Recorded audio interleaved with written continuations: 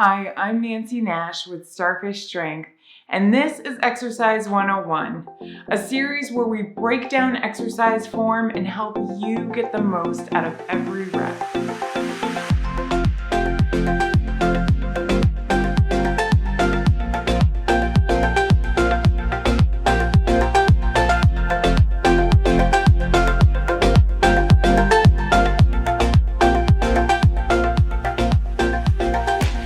Today, I'm going to help you get more out of your plank.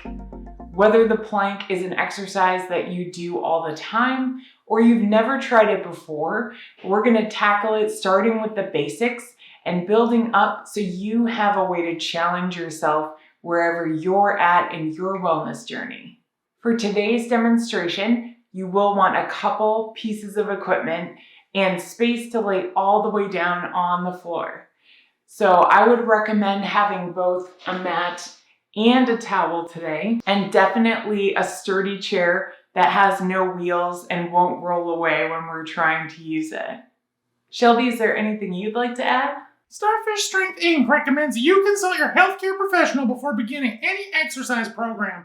This content is intended for informational purposes and should not be used to self-diagnose or self-treat any health, medical, or physical condition. Great, let's get started. So we're going to start off with an elevated forearm plank on our sturdy chair. And I recommend using a towel or mat for your elbows and a towel or mat for your knees, just to give you a little extra support. And whether you've been doing this exercise a long time or this is your first time, try this variation with me. You might be surprised at what you find. I'm either going to start on my knees or on my feet. I'll show you both ways to do this. If I'm starting on my knees, I'm going to put my elbows on the chair, and then I'm going to try to line up the center of my sternum about mid-forearm. Now I'm going to think about putting even pressure through the entire forearm. So I'm not just driving into the elbows, I'm also going to push through the hands a little bit. And then I'm going to start thinking about engaging my abs. So if you haven't checked out my other videos where we talk about the suck and tuck, we're going to talk about that now. We're going to do that pelvic tilt. We're going to reverse that curvature in the lower spine. And we're going to crunch the abs up. So I'm going to think about pulling the elbows towards the top of the hips and the top of the hips towards the elbows. To me, the best analogy for this is if you ever watched an inchworm, how they curl up, I think of that a lot when I do the plank. So we're not actually going to be able to do that in this position, but if you create that feeling, you will engage that entire abdominal wall and you will get so much out of your plank. So lining myself up here, shifting the center of my sternum about mid-forearm, crunching. Now I've got my tuck there, my suck and tuck, and now I'm going to tuck the balls of my feet and push to, we say the toes, but really I'm on the balls of my feet. So the stress on the actual toes is pretty minimal. So now I'm going to hold. How long should I hold? Initially, if you've never done this before, I would shoot for about 10 seconds, and I definitely would use a timer. It really helps you keep track of your progress, and it helps you to feel like this isn't just going to go on forever. So let's talk about getting into this plank if I don't feel like coming down to the knees is an option for me right now. I would place my forearms on the chair, and then I would shift the middle of my sternum about mid-forearm, pull the shoulders down, and crunch the elbows to the hips, hips to the elbows. I'm going to step one foot back, keeping that pelvic tuck, and step the second foot back.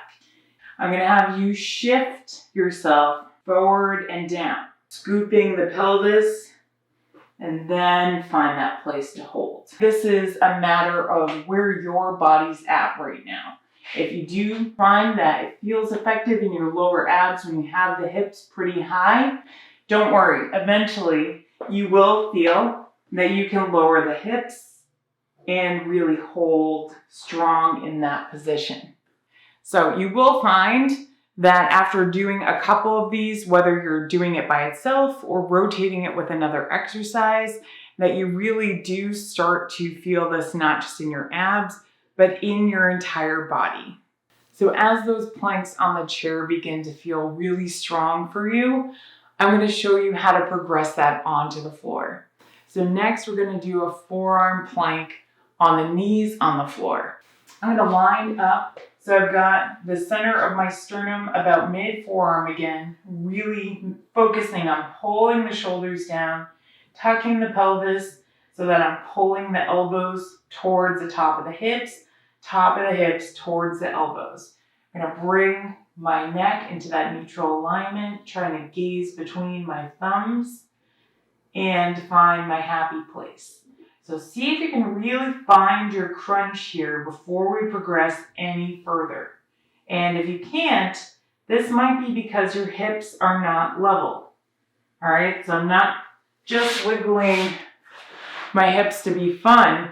Sometimes you do find that one hip will dip a little bit lower than the other. That could be some tightness in the leg. That could be some weakness in the abs. So see if you can get this feeling even to yourself before we push to the toes.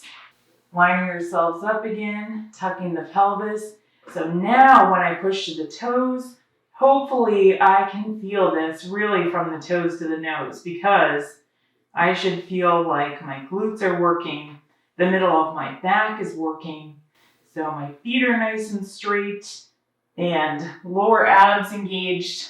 So that pelvic tuck that we did, that actually really puts the lower abs and the glute muscles in a good position to do what they're supposed to do. The way my body is lined up is the way that it's going to get strong. And I want the lower abs and the glutes to be strong together for lifting, for walking, for any number of reasons. So really making sure I've got that tuck first, and then squeezing my glutes and then pushing to the toes. That's really going to make sure that I am maximally using my body. And it's okay if I'm shaking and only doing this for 20 seconds. The integrity of this plank is what we're going for. So next I want to go over a straight arm plank or a high plank position. I'm actually going to make an effort to position my hands underneath my shoulders and maybe even just a little bit lower. All right, so that I can really pull my shoulders down again and find that position that I found on the forearms, find that engagement again. If you've had wrist problems, this is definitely more strenuous on your wrists, so you do want to be careful. You're going to want to focus even more on what I'm going to say next, which is to use your fingers a little bit. So this can also be great for grip strength, any exercise where you're on the hands like this. Thinking about using each finger just a little bit so you're not just dumping everything into the heel of your hand. And then I'm going to suggest to the body that I'm going to turn my arms in towards one another, and that's really going to help me get that shoulder rotation to get my shoulders and back engaged in this. So again, little grip, pulling the shoulders down, and then thinking about slightly turning the arms in. And you'll feel that already you kind of feel like, oh yeah, I'm really holding the ground. Like if I was on a boat right now, I wouldn't be going anywhere.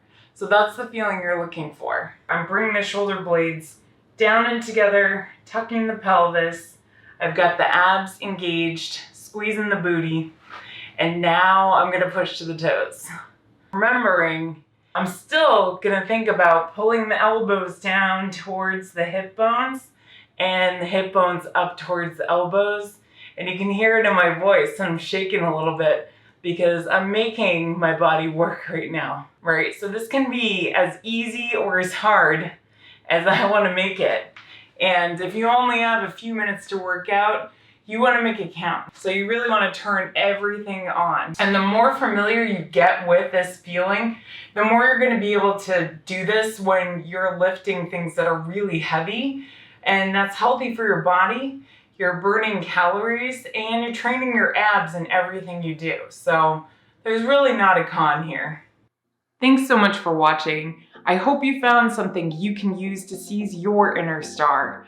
Feel free to let me know in the comments below if I've left out any of your favorite tips and what other exercises and topics you'd like to see me cover in future videos. Thanks again. We'll see you in the next video.